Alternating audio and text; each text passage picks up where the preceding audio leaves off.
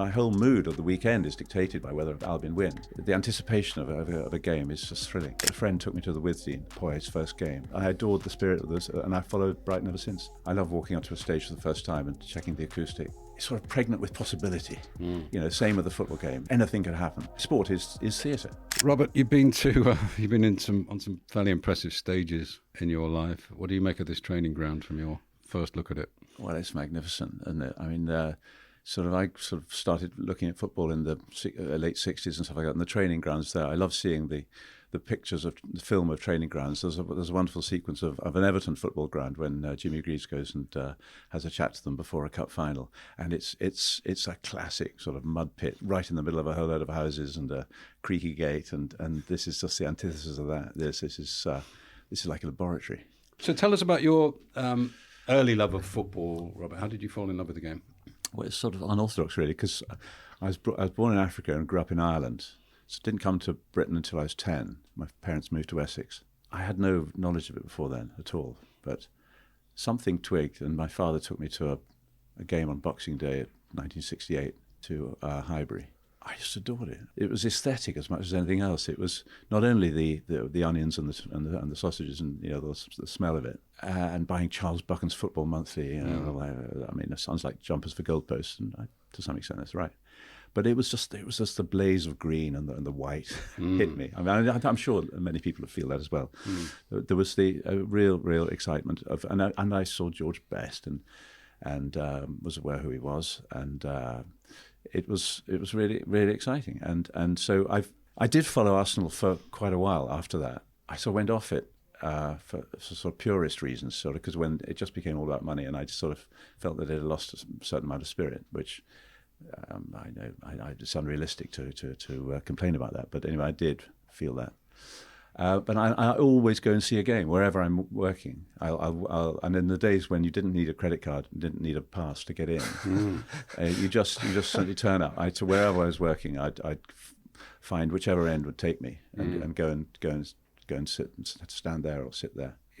I mean, I'll watch a village game. I'll watch anything. Yeah. Cut fast forward to when I moved to Sussex. I still had this abiding interest in the game, but a friend took me to the Withdean, Poyet's first game, and we all got the T-shirt, Ola Gus, and the spirit of the game that it appealed to me. I felt was there in the Brighton game, and we were at the bottom of the third tier. I adored the spirit of this, and I followed Brighton ever since. So just rewinding before we get into the Withdean years, yes. You've obviously watched a lot of football over the years through your work, and like you said, you just rock up and watch any football, and you mentioned that walk up the steps and you see the green, and it's a special feeling, isn't it?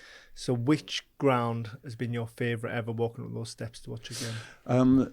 I remember going to an early Stamford Bridge game, and that strikes me very vividly with there. I've stood in the shed and I've gone to Norwich, Nottingham, and any number of different grounds. But yeah, I mean, I think it was the blaze of Highbury, and Highbury, I adored Highbury. I mean, I just thought, and again, the aesthetics got to me when JVC plastered their billboards all over the stucco sort of balustrade balcony, the balcony front. But and I loved the police band and the person singing at half time and all that. So someone sang at half time? One of the coppers used to sing at half time. A policeman? Yeah. And they had the police band. And is this just at Highbury or is this in general? The Highbury marching band. England games at Wembley, there used to be a marching band at half time, like a military band. And this is every week? But Highbury used to have the police band.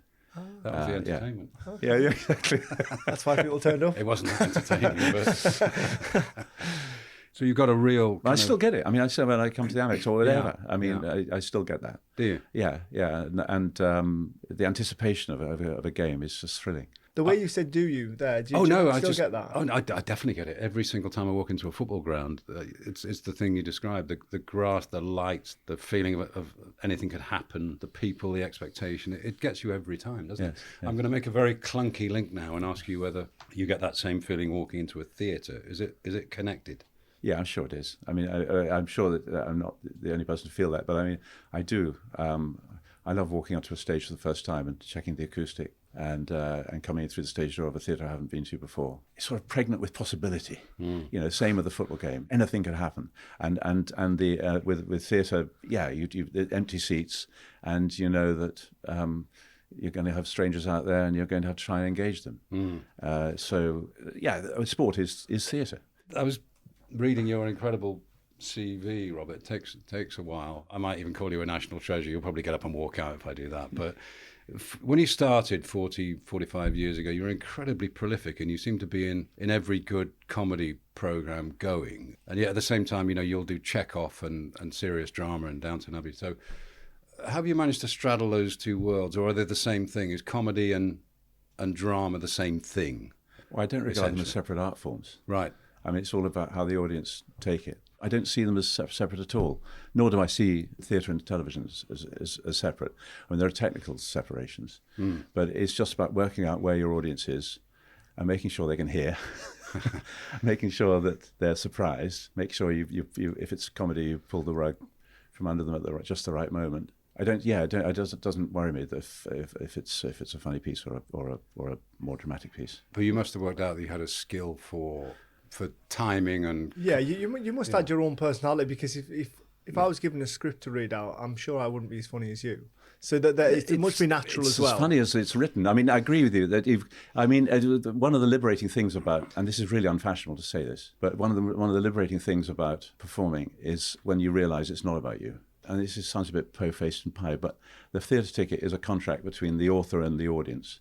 And your job is not to get in the way. It's to work out what the author intended and then squeeze it as hard as you can and hope it lands. But it's not an expression of yourself. There's something about you which is obviously emerging, but it's really primarily to do with what the author wanted. So when you mention that contract between the author and the audience, how much time do you give it looking at the author's work before you accept a job? I love it when, and it's again, sounds so, I like it when you read a script and the fingers tingle and you feel you could deliver it. Some things are really, really appallingly written, and that's when you have difficulty. And I have done stuff. I have done things which I don't admit to, and we all have, I feel. But anyway, so in terms of drama, it's. You do things for the wrong reasons, and sometimes they're difficult to learn, and they're hard work, and they're really dull. That might be in the writing. It might be in the fact that I haven't understood what the author was up to. But when things are well written, your fingers tingle when you read it. It's you think, right, like to have a go at that. So over the years, what's made your fingers tingle? I mean, lots of stuff. But joking about, Stephen Moffat got divorced, and he was asked by a producer, "What makes you laugh?" And he said, "Well, I've just been divorced. That's pretty funny." And he said he's the only person to have made a profit out of a divorce. We did 2 series on BBC Two of Joking Apart, which I recommend. It's on YouTube somewhere. It was also the most frustrating job, because we did 2 series over a 5-year period. I did it in my early 30s. And it was so exciting. I mean, it was so well written. Stephen Moffat, who's done Doctor Who and Sherlock and all sorts of stuff, he is the master of comic construction. So very briefly, you've got a 28-minute episode, and the first 10 minutes is funny enough, but it's set up. The second 10 minutes is the development, funny enough, but at its best, the last 10 minutes is just everything paying off, and it's just crazy.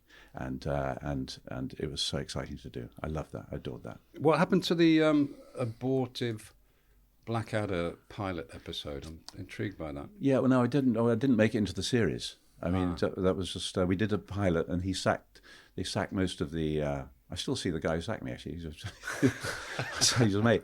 I've just done a thing with Rowan Atkinson, which is coming out on Netflix, so there's no hard feelings. Well, it's not as if Blackadder was a success or anything, so he didn't really miss out, did he? Oddly enough, I can thank the pilot I did for Blackadder for not allowing me or making me tempted to be a TV presenter. The weekend I recorded the Blackadder pilot, I also auditioned for and was offered the chance to present a programme, That's Life, with Esther Rantzen, which was getting sort of 20 million a week watching it. And I knew I didn't want to do it. I knew that if I took this job, I was quite prescient as sort of someone who's 23, I suppose, but I knew that if I did it, I would, and I wanted to do what I'm doing for the rest of my career, acting. I knew I'd always be one of Esther's boys. And it was to take over the people she had. So I went through an entire week lying to Esther. I'm sorry to say it. I did. I lied to sing Dead to Esther, right? I did. And it's criminal to say that. Anyway, so I did that on the Friday, and then we recorded the Blackadder pilot on the Sunday. And I didn't know I was going to get ditched from Blackadder, but if I hadn't done that, I may have been slightly more tempted to take the other option. So I was going back to your sort of Brighton experiences. I mean, not many people have been converted at Withdean Stadium, have they? Let's face it. It was entirely the spirit of the game, which and the way that it wasn't flashy. It wasn't all about money. I always find when and it happened to us as well when we were not getting promotion and missing out on the playoffs and things like that. The headline wasn't about the game. It was about how much it cost us. And the same with relegated side. This game, that goal, that miss cost this team 500, 200 million or whatever.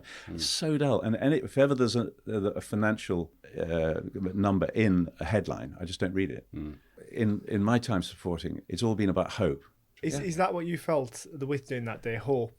Absolutely. But there was an enormous swell of optimism going to see Brighton on that day and feeling the spirit of the club. And it just reminded me what I loved about the game. Really. It's interesting that, isn't it, Glenn? Because a lot of people, a lot of the story of football is written around numbers and money now. Transfer budgets and transfer spending and profit and loss. And a lot of people do turn away from that. They don't. It's not a money game, is it? It's a. Well, I think it's becoming a data-driven sport, isn't it? And people want snippets of why and how, and I suppose these are slight reasons. But for me, I agree. It's much more of a spirit and a soul about a football club. And do you know, I understand why you fell in love with the football club, because many would see a ground round a running track with only 3 roofs and a team that just got beat off Wolves. But even just having Gus there, you could just feel there was like something in the air. Yeah. Can I just say though that it wasn't 3 roofs; it was 1 roof. Yeah, sorry. 1 roof, 3 without roofs. Yeah, sorry. Yeah. And 2 porta cabins. Yeah.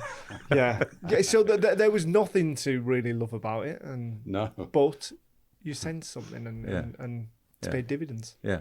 There is something about football grounds in the middle of communities where you spill out into the streets and erupting out of the terraces. I mean, you can have a modern ground. I went for Easter Road. I was there, and that emerges from the terraces. The old Goodison, of course, but so many of them, and I love those. Newcastle's good for that. Newcastle walk down to the station. But go home. You've mentioned the moment about walking into the Withdean. Is there any moments that stand out for you at the Amex? Well, the whole experience is exciting. Driving down from over the hill and see it's like a sort of Venus flytrap at the bottom. I'm just waiting to. Is that over Ditchling Beacon? Maybe is that the way you come?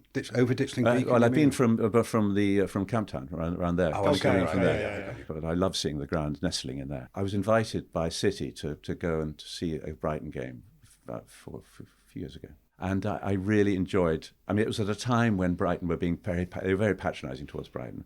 People were saying to me, "Yeah, but what's your real team?" and all that sort of stuff like that. But we had got into the Premiership and we were fighting. But I really enjoyed saying to the City people there that we had an owner who was a lifetime fan of the club, and it's just nice to be able to go like that. And so again about spirit, and that the foundation of it is in passion.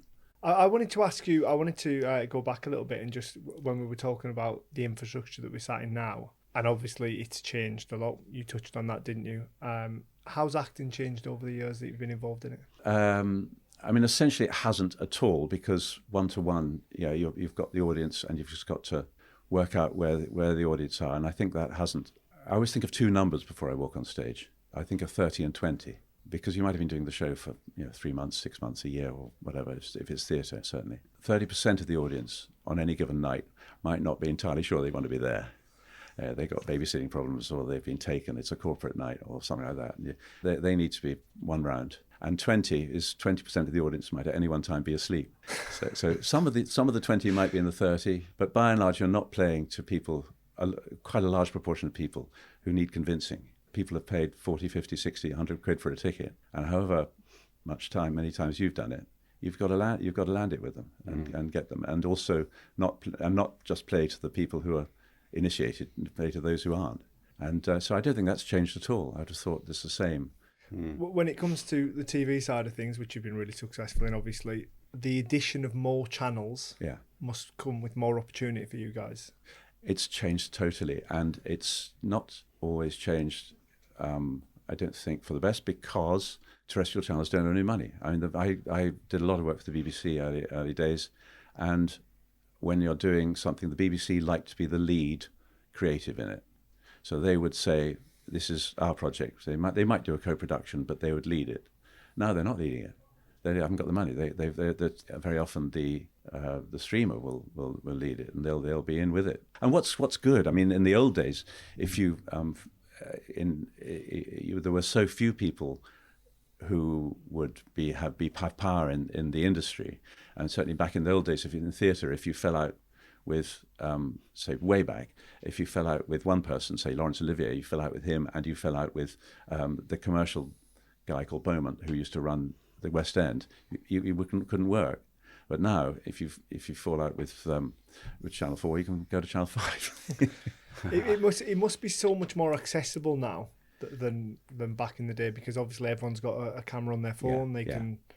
You can make things much easier, can't you? Well, absolutely, that's right. I mean, so I like working with. I sound like a really old man, which I am, but it's with the younger people who've come up in that discipline, and they've all tried out stuff. They're all YouTubing. They're all putting it on. I mean, I don't know what sort of audience they're getting, but they're making it, and they're not having some executive who has not an ounce of creativity about them getting in the way. I've just done an episode of a thing with a comedian called Sam Campbell, who's an Australian comedian. He's won all the prizes for stand-up and stuff like that. And it was fantastic. I just really enjoyed it. Most of the rest of the cast were stand-ups. And I was really stimulated. It was really exciting. The only trouble with working with stand-ups is that you realise that any conversation with them that isn't real conversation, they're just trying out their act. Yeah. This next generation, are they just more comfortable in front of camera immediately because they've grown up in that environment? Yes, entirely. I remember when I first saw a video camera, and it was at a science event, in a sort of lecture, and people were playing around with it and pointing it at each other. But now people are so sophisticated, and it means also that in the reality shows that go on, everybody knows exactly what the score is. Maybe in the first show they aren't quite sure where the cameras are pointing and what it is, but they've seen the first series, and so everybody is so sophisticated. They're all playing a role, knowing where the cameras are, what the angles are, how to graft it. By the way, I'm glad you mentioned reality TV, because I was going to throw a question about that, but I thought I might got lambasted about that. Well, No, just because you seem like a purist, and reality TV can be seen as trashy. No, it's not trashy. I'm not. I mean, there's all sorts of TV which I like, which I think people would say was trash, and no, it's not at all. I wouldn't decry it. It's very popular, and it strikes people, but I don't trust it. I don't trust the faux emotions in it. I think people are playing a part, and you can see the acting in it. You can see the performance. It's like the television news. You can see somebody performing. I had a theatre director called Frank Hauser, and it's the best direction he ever gave in rehearsals was he'd shout out to the actors, "I don't believe you," and I feel like saying that to people. Is that what you shout on your sofa? Yeah, exactly. Shout, "I don't believe you." It doesn't engage me. I don't believe you. Well, you've raised the tone of this podcast by mentioning the possibility of falling out with Laurence Olivier. Yeah, many things. Yeah. There's lots of bust-ups in this place, but no one's ever fallen out with Laurence Olivier. Yeah. So thank you, Robert. That was fascinating. Good to see you. Thanks very much.